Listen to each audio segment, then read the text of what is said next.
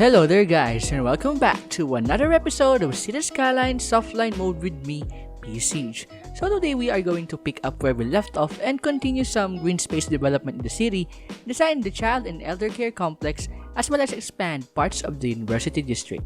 Starting off, we are looking at the upper Riverfront Park, which I intend to be some sort of a sightseeing park and area. Why is it called an upper one though? Well, let's see later on, so stay tuned. But I digress.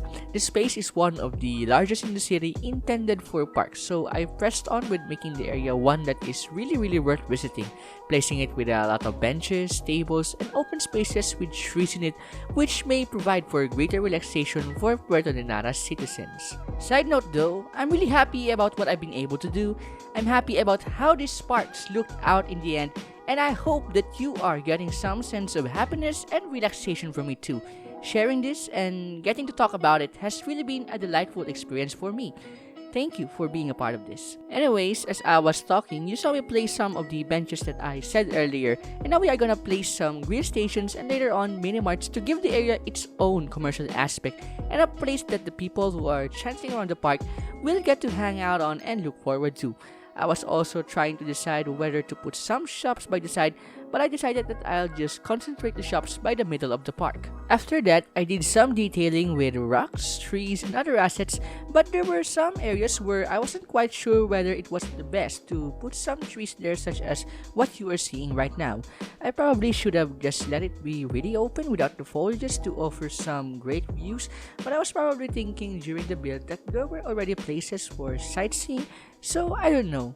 What do you think of it? You can share what you think down below in the comments. But anyways, I think some areas here were looking better with the trees, and overall, I did felt that the park was serene enough in the midst of the urban jungle out here, and definitely a nice spot for relaxation.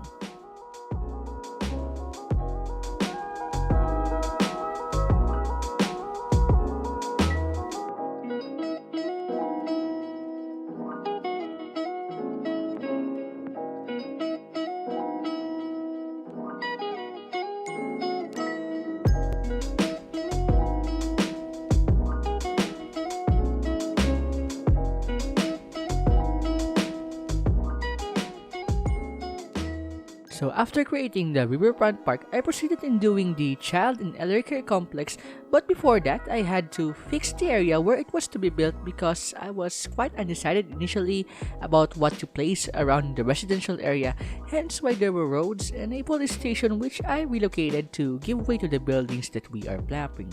After that, I tried to fill the space at the back by building roads and zoning it with houses, but the area felt too cramped and I did not like the idea. So I shifted to plan B, which is to try and place some pathways behind the buildings, but it wasn't any good until a much better plan C popped in my mind, and that is to have an exclusive open space for those visiting the compound to give the patients or those receiving care some relaxation that they may need. Trees line up the pathway to provide some shade for those who would like to stroll around and take some seats by the benches that are located under the greenery. But I didn't want the area to just be a regular straight path because it felt not too special in a way. So I wanted to make a twist, a literal twist. But doing so wasn't quite easy, and I realized while looking around it that the pathway wouldn't be that perfect looking with the terrain available in the area, but nevertheless, I placed some tables in the middle with a pavilion to offer more available areas for the patients who would like to take themselves outside, with its exclusivity guaranteed by the kayaks that I placed by the entrance.